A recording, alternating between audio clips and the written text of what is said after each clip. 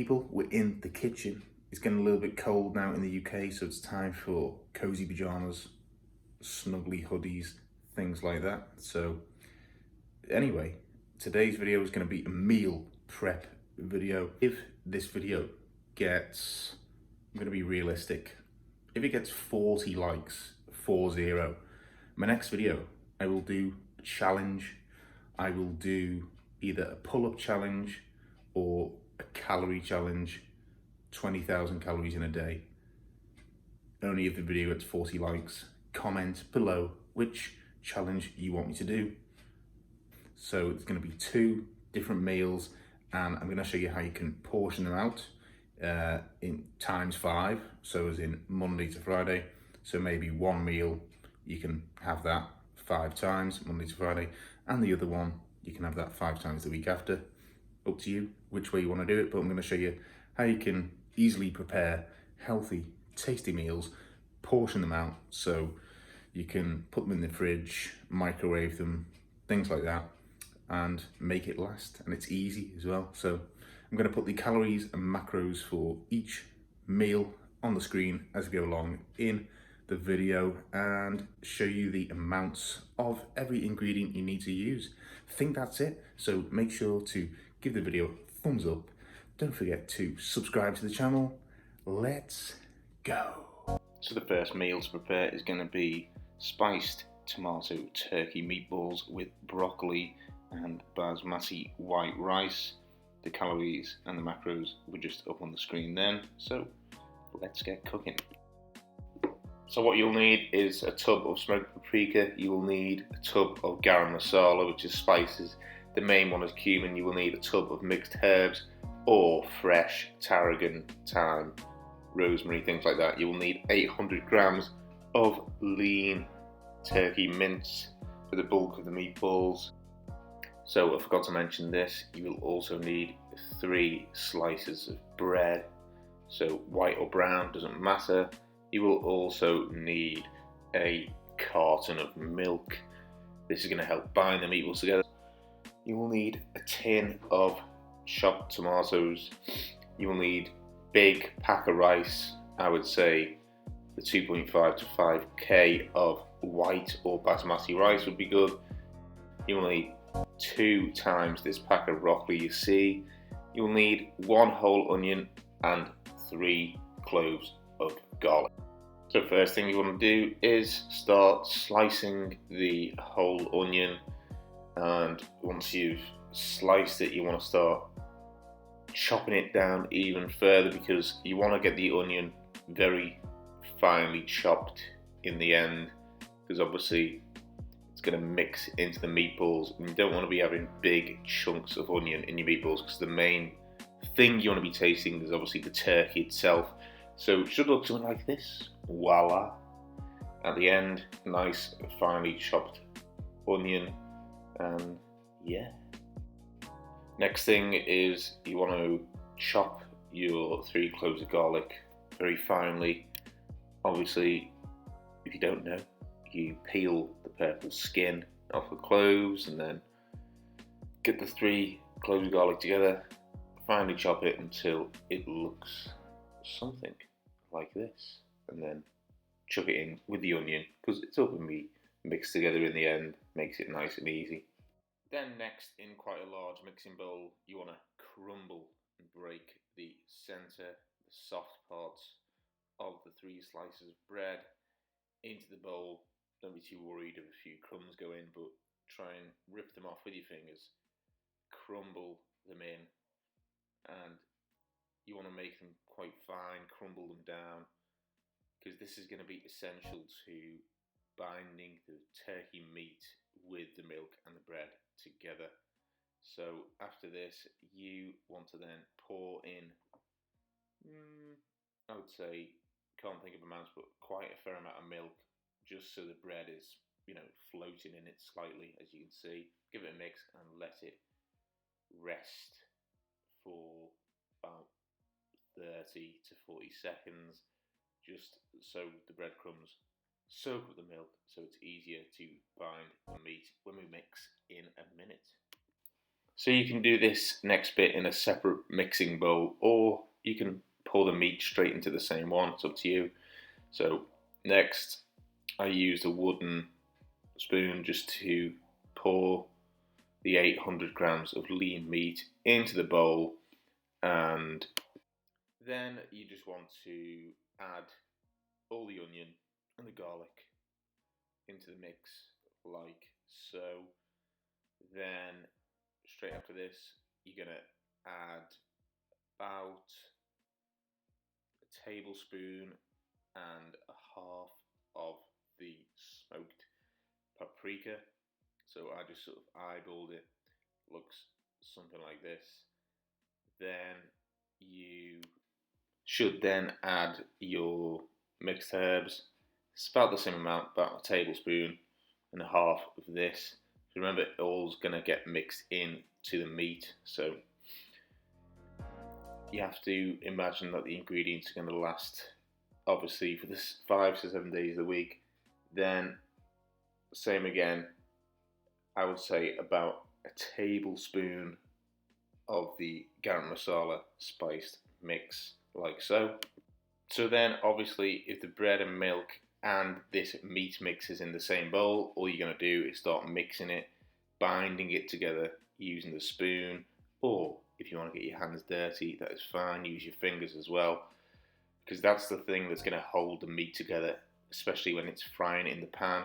Or if they were in separate bowls, the easier thing to do is pour the milk and bread into the meat mix because there's a smaller amount, and just start mixing it thoroughly, binding it together, getting right to the bottom of the bowl, getting all the flavors, spices, onions, meat, all mixed in together. So yeah, it's very important that obviously when you're mixing the bread, the milk, and this meat mixture together, that you're really getting down to the bottom of the bowl, getting all the sides, because this is what's going to hold it together, like I said. And near the end, should start to get towards this colour. So when you finish binding it together, use your spoon and it should be something like this consistency, like you're plastering a wall. Should be something like that. So if I use the spoon, I can easily grab the meat. It's moist, sticky, wet, easy to get, you know, turn into the shape of a meatball. So that's what it should look like, something like this. So then once your mix is done, you're obviously going to make the meatballs. You can either use or do this with a spoon, or use the center of the palms of your hand, rolling them together into little squidgy balls. And on the tray here, I've got 12. I got 2 lots of this, so in total I got 24 meatballs. And yeah, so this is what it looks like, and I'm going to show you how you can portion them out evenly near the end. So then you want to use a frying pan, either olive oil or extra virgin. Drizzle a good amount into the pan and turn the stove hob up to a high heat to begin with. So then once the pan starts to get hot, you're then going to put your balls in the pan like so. It's quite easy to do this with either a teaspoon or a tablespoon. So I advise to start placing them around the edge of the pan, and then as you get near the last few meatballs, place them in the center. So as you can see, high heat. It's important because obviously the mixture that's binding together with the bread and milk, it starts to solidify straight away. So yeah, do this and then start to get the meatballs nice and brown.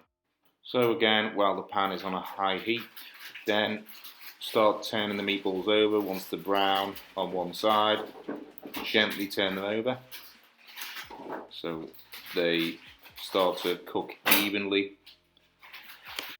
Next, want to start cooking the rice. So going to cook 1.5 kilos of the basmati white rice, because remember, this is going to be portioned out for the 5 days. of the week, and per portion of rice in each meal, this would amount to 88 grams of carbs, which is moderate to high amount, so thought we'd go with that. Sounds like a lot of rice, I know, but remember, this is meal prep, so you're getting it all done at once for the whole week.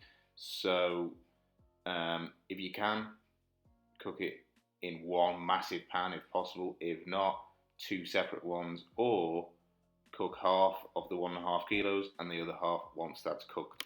Then a little trick that will make the rice not stick too much, make it a nice texture, is add a bit of olive oil. So whether you're cooking the rice in 2 separate pans or one pan, in one pan see how many cups of rice you can get in, and then double the amount of cups of the rice in water. So it should be a 2-to-4 ratio of rice to water. As you can see, because I'm skilled, I'm just eyeballing up the first half of the rice here and the amount of water needed. Then put it on the stove on a high heat to begin with, and the aim is you're basically just letting the water reduce down and the rice will cook itself in the pan as so, without draining it. Then it's up to you if you want to season it with salt now or season it when it is cooked. Now, before the meatballs are cooked fully, you then want to add the chopped tomatoes, the whole tin, because this way the meatballs will cook in this sauce the rest of the way through.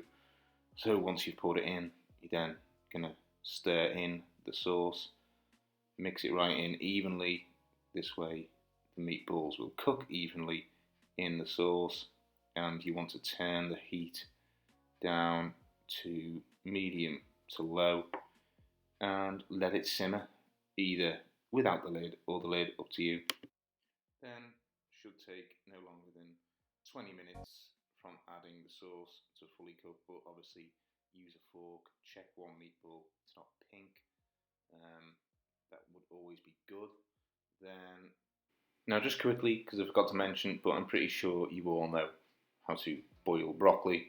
Boil your broccoli a few minutes before the meatballs and the rice is done, because broccoli literally takes no time at all to cook, just a few minutes. Then your rice should be pretty much cooked and the water should have evaporated and looks something like this. Obviously do a taste test with a spoon. So now it's time to plate up the food. So you want to portion out the rice across 5 trays or Tupperwares. These are not microwavable, by the way. Do not use these. These are just for the demo because they're made of metal. Then you want to add the meatballs. I had 24 meatballs in total, so you could eat 4 meatballs, that's one option, or you could put 4 meatballs in 3 trays and 6 meatballs in 2 trays, or you could get a 6th Tupperware or tray, then you could have the other 4 meatballs in that one, and you could have 6 meals for the week. Then obviously that would be without the rice though. Then add your broccoli like so. Voila, there you have it. Turkey meatballs in tomato sauce with broccoli and rice. You can buy microwavable trays or Tupperwares on Amazon, eBay, or a local store, and you can put these in the fridge or the freezer. So the next meal is going to be sticky honey lemon chicken with spinach and white rice. This is one of my all-time faves. Delish and simple. Exquisite. Oh yeah. So you need a tub of full fat soy sauce. You will also need 3 whole lemons. If you're cooking all the chicken together, you will need honey. A tub of squeezy sticky honey is going to be good enough. You will need thyme or lemon thyme, up to you. Get yourself 2 1 kilo bags of basmati white rice, because in total you'll need 1.5 kilos. Yeah, so this is a 525 gram pack of chicken breasts. You will need 3 packs of these, which will come to the amount of just over 1.5 kilos of chicken total. So if you can't go to Asda, Walmart, you live somewhere else, 1.5 kilos of chicken. Yeah, or if you're in Asda, then 3 packs of these, 3 for £10. So you see what I'm doing there? Helping you out financially as well. Woo! First thing you're going to do is put your rice onto boil. So try and cook as much of the 1.5 kilos of rice as you can. You can either do this in separate pans at the same time, half and half, or cook half once. And once that's done, start boiling the other half while you're cooking the chicken, as I'll show you in a minute. Now, 1.5 kilos of rice sounds like a lot, but this is actually 88 grams of carbs per meal if you were going to have one meal of the 5 days of the week, Monday to Friday. So just quickly, because I messed up on this, make sure before you put the chicken in the pan, you season it all well after you've chopped it finely with salt and pepper. Okay, so season it well with salt and pepper, then put it in the pan. Then once the rice is boiling, add about a tablespoon or so of olive oil to a hot pan and add the sliced chicken and season well with salt and pepper, and it wants to be on a very high heat to start with this dish. So once the pan is on a high heat, obviously you want to start browning the chicken, turn it over, then pour in a good amount of soy sauce. So I cooked the chicken in different sections, so I cooked one lot and then another lot. That's why I didn't see much here. So I would say if you're cooking the chicken, all of it together in one pan, you want to use about 6 tablespoons of soy sauce. Then again, the heat should be high, so it should look something like this after a while. So same thing again, this was just 2 chicken breasts in here, but if you're cooking all of the chicken breasts from the 3 525 gram packs, then you want to use 3 whole lemons sliced, and then turn the heat down in the pan with the lemon and chicken, and by this time the water should have reduced in the rice. Make sure through the whole cooking process you're stirring the rice now and again, maybe once or twice, until the rice is finished, and it should look nice and dry once all the water is soaked up like so. So turn the rice off, and just to make it easier, probably for you, cook all the chicken together and all the lemon, and then add around 2 to 3 cups of water in the pan and turn the heat high again, but you're not boiling the chicken, you're just bringing it to simmer. So then with the heat up high, should be simmering away, something like this. Then you want to add 2.5 level tablespoons of the thyme sprinkled. Then just give these ingredients a minute or so just to simmer for a while, and then it's time to add that sweet honey. Now this is the most critical part of cooking this dish, because you need to get the right balance of sweetness to bitterness. You should feel it slightly more sweet than bitter. There's nothing worse than having, bitter thyme and lemon chicken. So you want to add a generous amount of honey here.